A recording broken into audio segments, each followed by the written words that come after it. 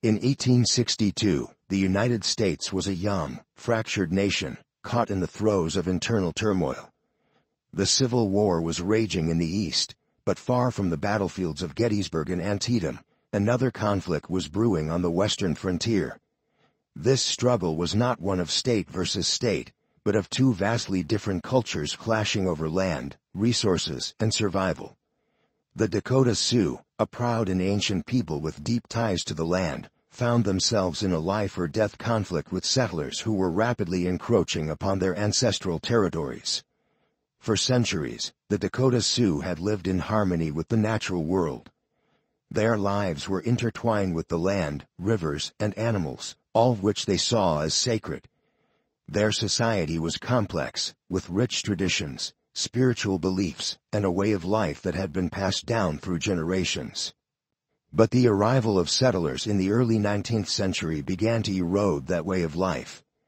Promises made to the Dakota Sioux by the U.S. government, promises of land, food, and peace, were repeatedly broken. As settlers streamed westward in search of land and opportunity, the Dakota were pushed further and further to the margins. By 1862, tensions had reached a breaking point. The U.S. government had signed treaties with the Dakota Sioux that were supposed to guarantee them food and supplies in exchange for their land. However, these treaties were often disregarded or manipulated, leaving the Dakota Sioux destitute. Many of them faced starvation as the supplies promised by the government either arrived late or were never delivered. The combination of hunger, frustration, and the growing presence of settlers on their remaining land pushed the Dakota Sioux to the edge. The powder keg finally exploded in August 1862.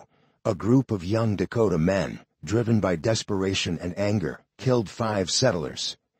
This single act set off a chain reaction, leading to a broader uprising known as the Dakota War of 1862. For 6 weeks, the Dakota Sioux fought back against the settlers and the U.S. military, determined to reclaim their land and preserve their way of life. The conflict was brutal. Settlements were raided, and both Dakota and settlers alike were killed. The U.S. military quickly mobilized to suppress the uprising, and by the end of September 1862, the Dakota had been defeated. Hundreds of Dakota men were captured and imprisoned, and the U.S. government sought swift and harsh retribution. This leads us to the darkest chapter in this story, the Mankato mass execution. After the Dakota War ended, over 300 Dakota men were put on trial for their involvement in the conflict. The trials were hasty and highly questionable, with most lasting no more than 5 minutes. The accused had little to no opportunity to defend themselves, and the outcomes were predetermined by a government eager to send a message. Of the 303 men sentenced to death, President Abraham Lincoln personally intervened, reviewing each case. In an effort to balance justice with mercy, Lincoln commuted the sentences of all but 38 men. However, even this act of leniency was controversial, and it did little to ease tensions in the region. On December 26, 1862, in the town of Mankato, Minnesota, the largest mass execution in U.S. history took place. 38 Dakota men were hanged in front of a crowd of thousands. It was a grim and somber spectacle, one that left an indelible mark on the nation's conscience. The bodies of the executed were buried in a mass grave, and the Dakota Sioux were forcibly removed from their remaining lands, exiled to reservations far from their ancestral home. The Mankato mass execution was not just a tragic event, it was a devastating blow to the Dakota Sioux people. It marked the end of their traditional way of life and the beginning of a long and painful period of displacement, suffering, and loss. The impact of this execution reverberated through generations, leaving deep scars that are still felt today. Welcome back to the Native Journal's Asterisk, where we strive to bring light to the often overlooked chapters of history. Today, we delve into the tragic and monumental event that was the Mankato mass execution of 1862, a moment in American history that is both heartbreaking and vital to understanding the struggles of Native Americans during westward expansion. As we journey through this episode, Don't forget to hit that subscribe button and ring the notification bell to ensure you never miss an episode of our exploration into the rich and complex history of Native Americans. This story, in particular, serves as a sobering reminder of the injustices faced by Indigenous peoples and the consequences of broken promises and cultural clashes. Before the dark day of the Mankato mass execution, the Dakota Sioux lived in harmony with the land they called home for centuries. Their connection to nature was not just a way of survival, but also deeply spiritual. Dakota men donned clothing made from deer and buffalo hides, symbolizing their reliance on the animals that roamed the plains. These garments were not only practical, protecting them from harsh winters, but also held deep cultural meaning. Feathered headdresses, often adorned with eagle feathers, were worn in ceremonies and represented strength, bravery, and a deep respect for the natural world. But by the time settlers began flooding into the region, seeking new opportunities, the Dakota Sioux found themselves at the mercy of a rapidly changing world. The land, which had once sustained their people, was being transformed. Forests were cleared, rivers diverted, and buffalo herds diminished, leaving the Dakota Sioux with little choice but to rely on the meager rations provided by the U.S. government, a government that had repeatedly broken its promises to them.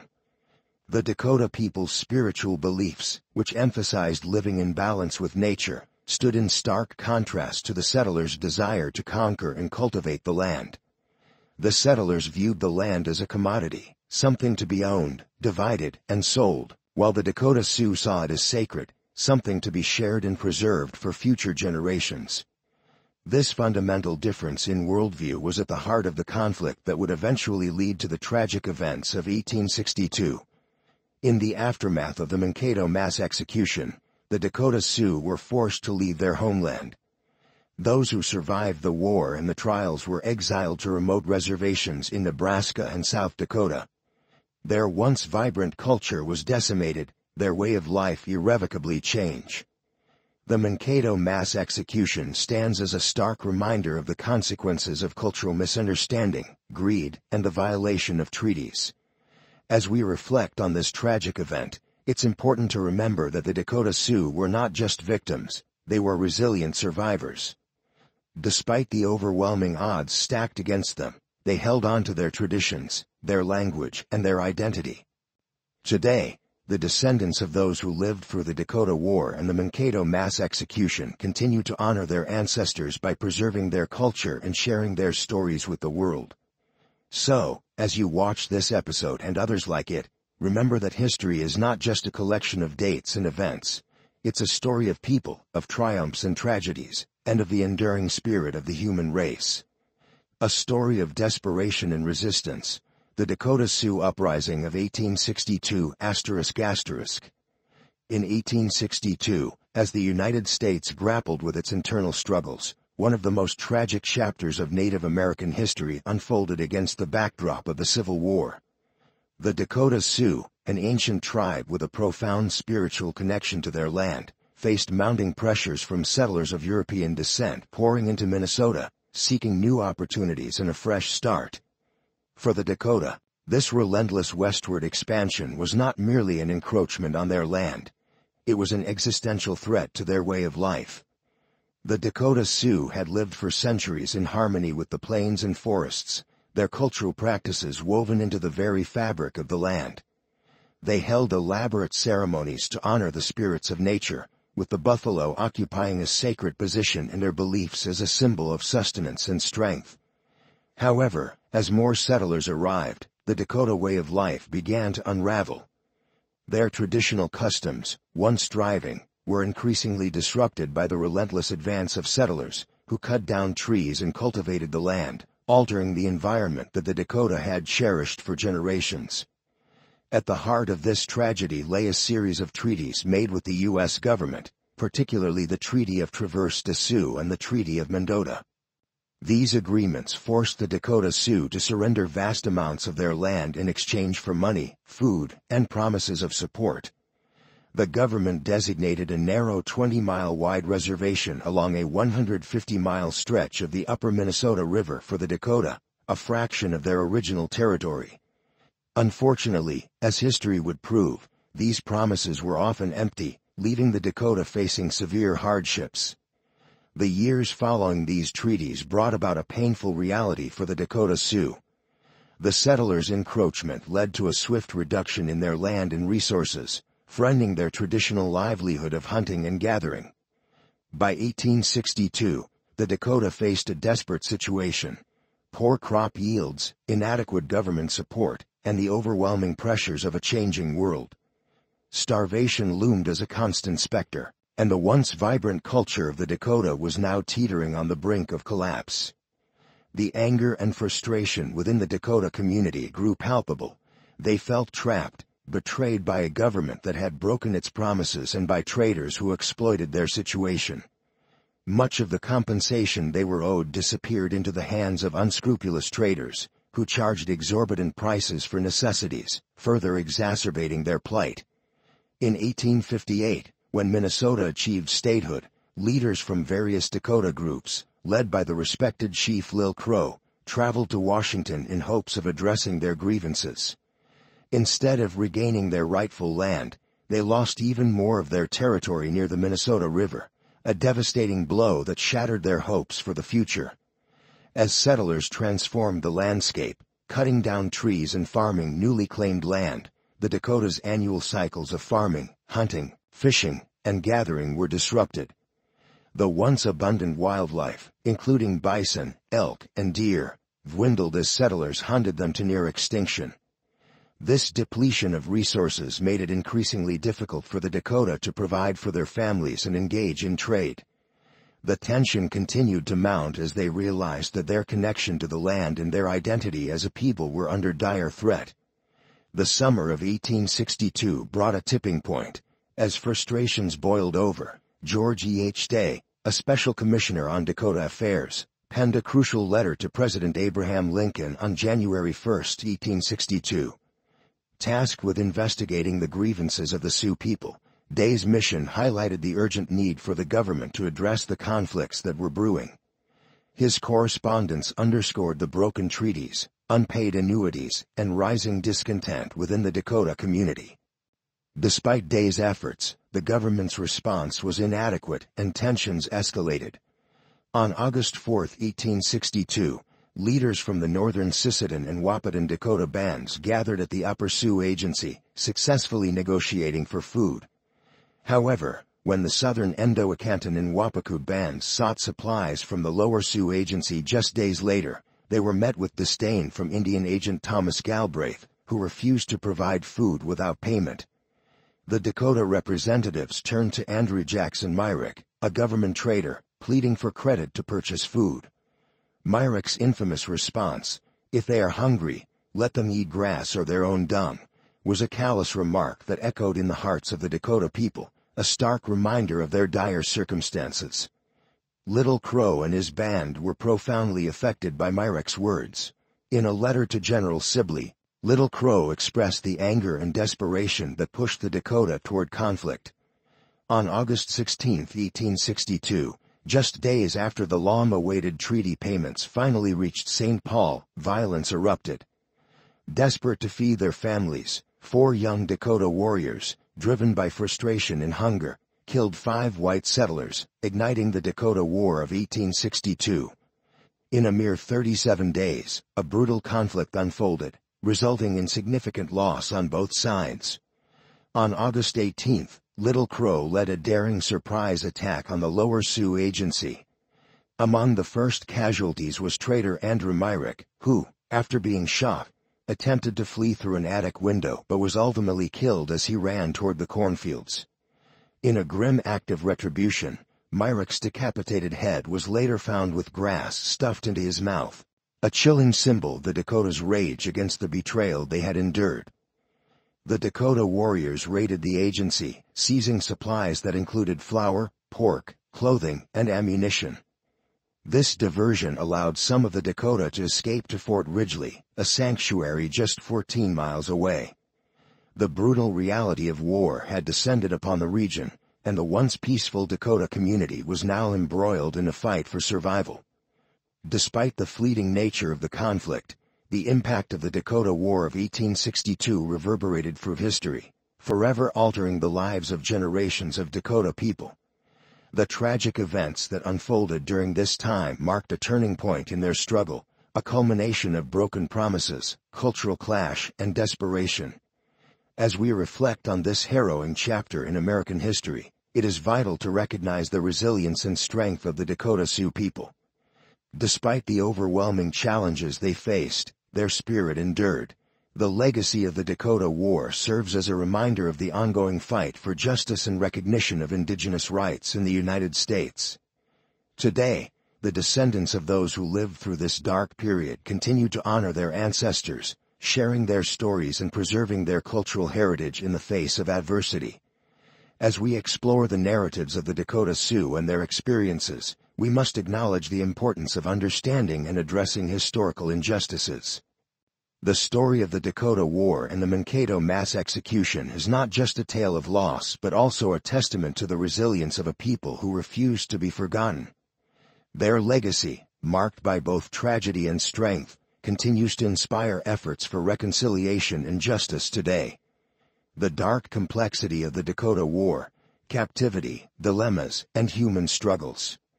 In the turbulent summer of 1862, the Dakota War erupted in a violent clash that would reshape the lives of countless individuals. As the conflict unfolded, the chaos of battle left a devastating toll on both the Dakota Sioux and the settlers. At the Lower Sioux Agency, the initial skirmishes resulted in the tragic loss of 13 clerks, traders, and government employees, with another 7 killed as they sought to escape the carnage. 10 individuals were taken captive, while approximately 47 managed to flee the violence that consumed their homes. As the Dakota resistance grew, the U.S. military responded by sending the 5th Minnesota Volunteer Infantry Regiment from Fort Ridgely to quell the rebellion. However, their efforts were thwarted at the Battle of Redwood Ferry, where 24 soldiers, including Captain John Marsh, met their end. That fateful day saw Dakota war parties sweeping through the Minnesota River Valley, wreaking havoc on settlements and killing many settlers. Towns such as Milford, Leavenworth, and Sacred Heart were besieged, surrounded, and burned, with their populations decimated in the wake of the attacks.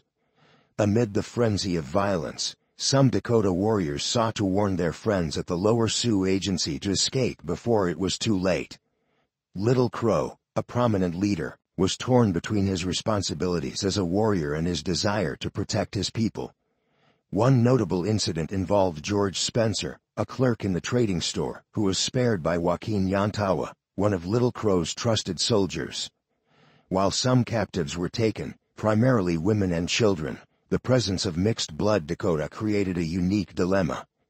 Despite the initial threats against mixed-blood settlers, Dakota warriors exhibited a surprising restraint, remembering that killing them could provoke retaliation from their full-blood relatives.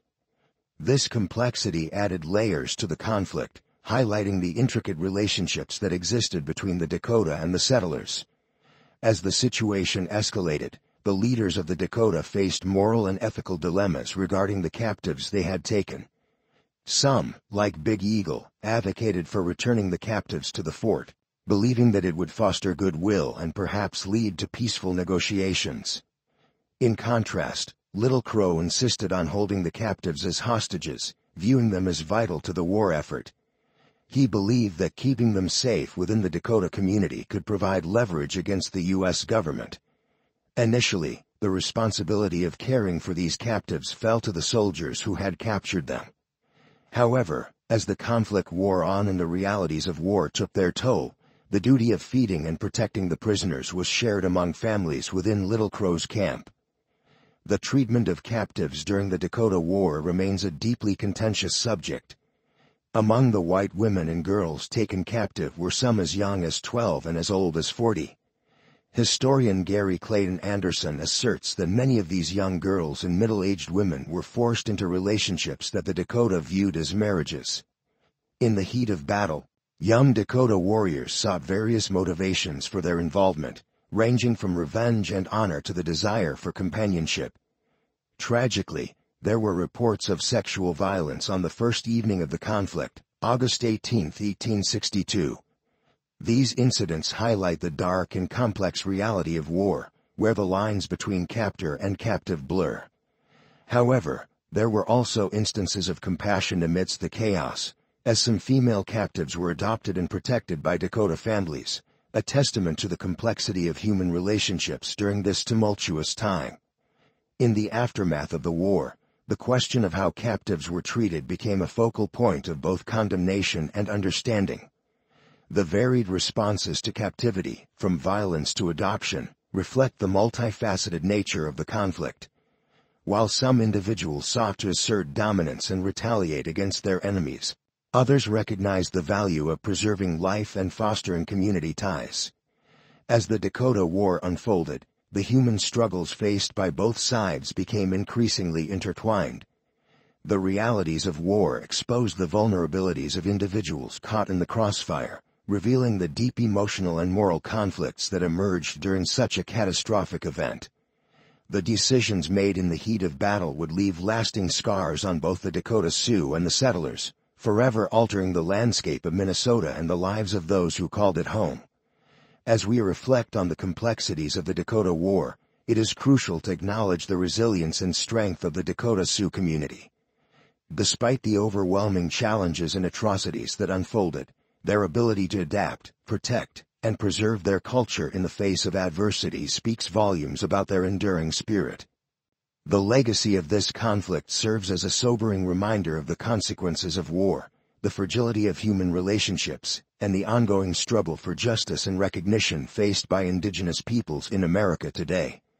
The Dakota War of 1862 remains a significant chapter in American history, a narrative filled with pain, resilience, and the quest for identity amid chaos. It is a story that continues to resonate, urging us to confront the uncomfortable truths of our past while fostering understanding and empathy for those who have suffered. In doing so, we honor the memory of those who endured the conflict and work toward a future that acknowledges and respects the rich tapestry of Native American history and culture. The Dakota Offensive, a turning point in the War of 1862 ***. In August 1862, emboldened by their initial successes, the Dakota Sioux intensified their offensive against the settlers in Minnesota. The Dakota had successfully disrupted life in the region, and their fierce determination led them to attack the town of New Ulm on August 19 and again on August 23. Rather than assault the well-fortified Fort Ridgely directly, the Dakota strategically targeted New Ulm, aiming to strike fear into the hearts of the settlers and dismantle their defenses. As they advanced, they ruthlessly killed settlers in their path, leaving devastation in their wake. As the Dakota warriors approached New Ulm, the residents recognized the imminent threat and quickly organized their defenses in the town center. They prepared for the inevitable siege, bracing themselves for a confrontation with the warriors. Despite the Dakota's initial onslaught and the breaching of some defensive positions, the town's inhabitants displayed remarkable courage. They managed to hold off the Dakota during a brief but intense siege. However, during the chaos, parts of the town were set ablaze, contributing to the destruction. Just as the Dakota appeared poised for another attack, a sudden thunderstorm swept through, halting further hostilities and giving the beleaguered residents a moment of respite. The defense of New Ulm was further strengthened by reinforcements that arrived in the form of regular soldiers and local militia from surrounding towns. Their timely arrival bolstered the morale of the town's defenders, who had already faced the brunt of the Dakota's ferocity. Meanwhile, the Dakota also targeted Fort Ridgely, launching assaults on August 20 and 22. While they could not capture the fort, they successfully ambushed a relief party heading from Fort Ridgely to New Ulm on August 21. This ambush hampered the American force's ability to assist other settlements, significantly weakening the military response in the area. The situation in Minnesota quickly escalated as the Dakota continued their raids on farms and small settlements across south-central Minnesota and eastern Dakota Territory. The attacks instilled fear in the hearts of the settlers, many of whom were left defenseless against the skilled and determined warriors. In response to the growing crisis, Minnesota Governor Alexander Ramsey took decisive action. He enlisted former Governor Henry Hastings Sibley to lead an expedition to relieve Fort Ridgely and confront the Dakota forces. Although Sibley lacked formal military experience, his extensive knowledge of the Dakota people and their leaders made him a valuable asset in this precarious situation. Having traded with the Dakota for nearly 3 decades in the Minnesota River Valley, Sibley was well acquainted with their customs, motivations, and strategies. This understanding would prove crucial in navigating the complexities of the conflict. Upon receiving alarming reports about the dire circumstances at Fort Ridgely, particularly through Lieutenant Timothy J. Sheehan's urgent message, Sibley made the strategic decision to delay his departure from St. Peter.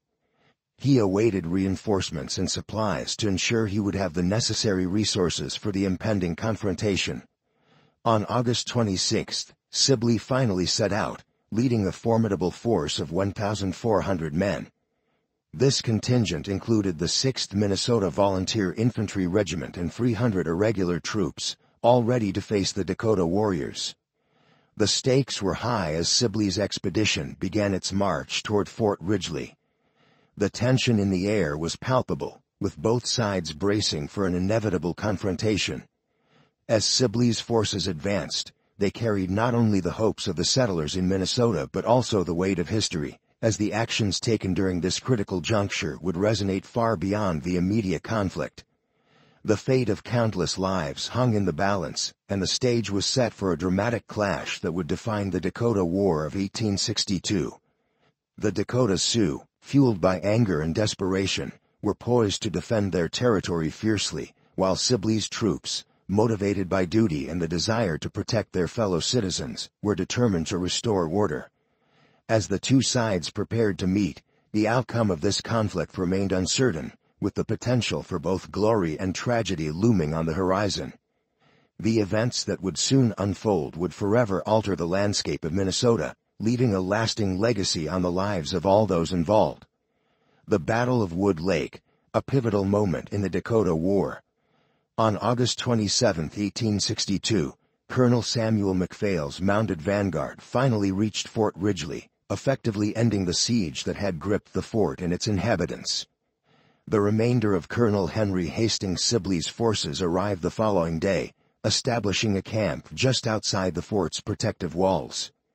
Many of the 250 refugees, some of whom had been confined within Fort Ridgely for a harrowing 11 days, were transported to safety in St. Paul on August 29.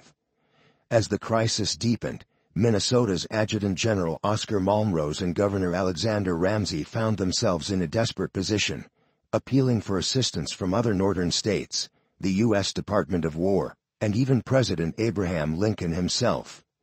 The gravity of the situation was acknowledged when Secretary of War Edwin Stanton established the Department of the Northwest on September 6, 1862. He appointed General John Pope to lead the department, giving him orders to restore order through military force. Pope arrived in Minnesota on September 16 and issued directives for Sibley to take decisive action against the Dakota Sioux. However, securing additional federal troops proved to be a significant challenge.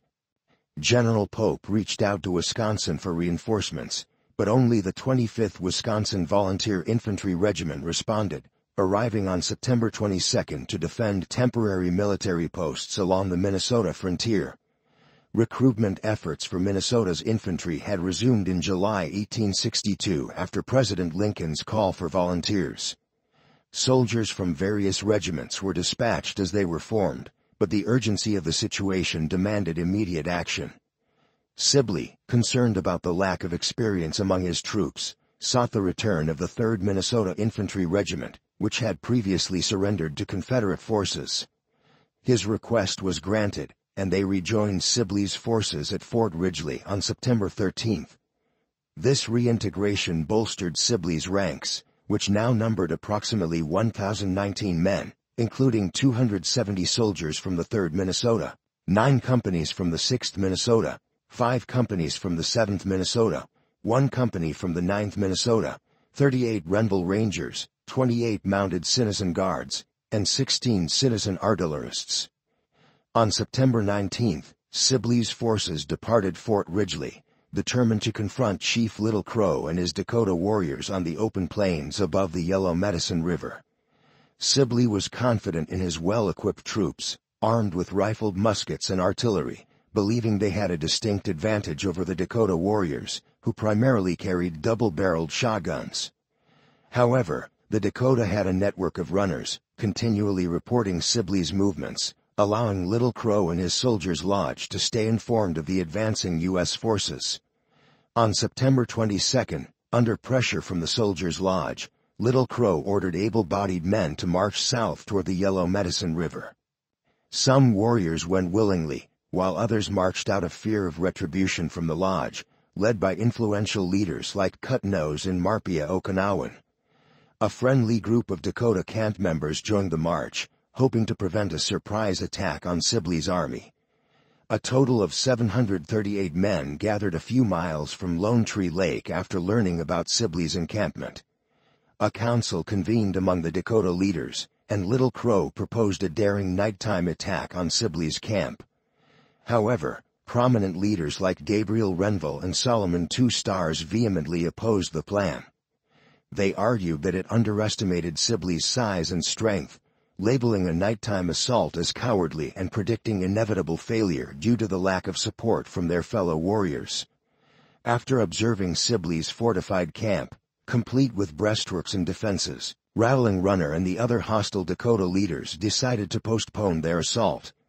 Instead, the Dakotas strategized to strike Sibley's troops as they marched toward the Upper Sioux Agency the next morning.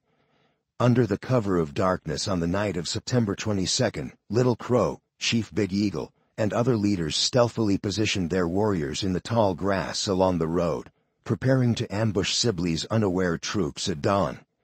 At approximately 7 a.m. on September 23, an unexpected turn of events occurred. A group of soldiers from the 3rd Minnesota Infantry Regiment, acting without authorization, set out in 4 or 5 wagons to gather potatoes at the Upper Sioux Agency. As they crossed a bridge and ascended onto the high prairie, Dakota warriors lay in wait. They ambushed the lead wagon belonging to Company G, with 25 to 30 Dakota warriors springing up from their hiding spots and unleashing a barrage of gunfire.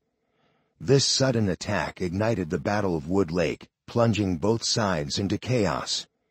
Major Abraham E.C. McEwen of the 3rd Minnesota quickly assessed the situation, realizing that the element of surprise had shifted from the Dakota to his own troops. The battle quickly escalated as soldiers scrambled for cover, returning fire and attempting to regroup against the onslaught of Dakota warriors. The fighting that ensued would be fierce and intense, with both sides fully engaged in a desperate struggle for survival. As the sounds of gunfire echoed across the prairie, the stakes had never been higher. Sibley's forces, now thrust into the heat of battle, were faced with the challenge of repelling a determined enemy while also managing the safety of their own troops. The Battle of Wood Lake marked a significant turning point in the Dakota War, illustrating the complexity of the conflict and the profound impact it would have on both the Dakota Sioux and the settlers of Minnesota. In this moment of crisis, the resilience and determination of the Dakota warriors would be tested, while the U.S. forces sought to restore order and protect their fellow citizens. As the battle raged on, the outcome remained uncertain, and the legacy of these events would shape the future of Minnesota and its indigenous peoples for generations to come. The aftermath of the Battle of Wood Lake, a tragic turning point for the Dakota Sioux. The Battle of Wood Lake marked a pivotal moment in the Dakota War of 1862, leading to a series of devastating consequences for the Dakota Sioux people. Following the initial skirmishes, Lieutenant Colonel Samuel Welch, without waiting for direct orders, took the initiative to lead 200 men into skirmish formation. However, under Colonel Sibley's command, they eventually retreated, with most casualties occurring near a stream. As the 3rd Minnesota Infantry retreated across the creek, they received reinforcements from the Renville Rangers, a unit comprised mainly of mixed-blood Dakota under the command of Lieutenant James Gorman. The Dakota forces, forming a fan-shaped line, posed a significant threat to Sibley's flank. To counter this threat, Sibley ordered Lieutenant Colonel William Rainey Marshall, along with 5 companies of the 7th Minnesota Infantry Regiment and a 6-pounder artillery piece commanded by Captain Mark Hendrick, to advance to the north side of the camp. 2 companies from the 6th Minnesota Infantry Regiment were dispatched to support them. Marshall deployed his men in dugouts and established a skirmish line, advancing slowly before charging forward and successfully pushing the Dakota back from the ravine. On the extreme left flank, Major Robert Ann McLaren led a company from the 6th Regiment around the south side of the lake, defending a ridge that overlooked a ravine. He effectively repelled a Dakota flanking attack from the opposite side, showcasing the strategic prowess of Sibley's forces. The battle, lasting approximately 2 hours, concluded when Lil Crow and the Dakota warriors retreated in disarray.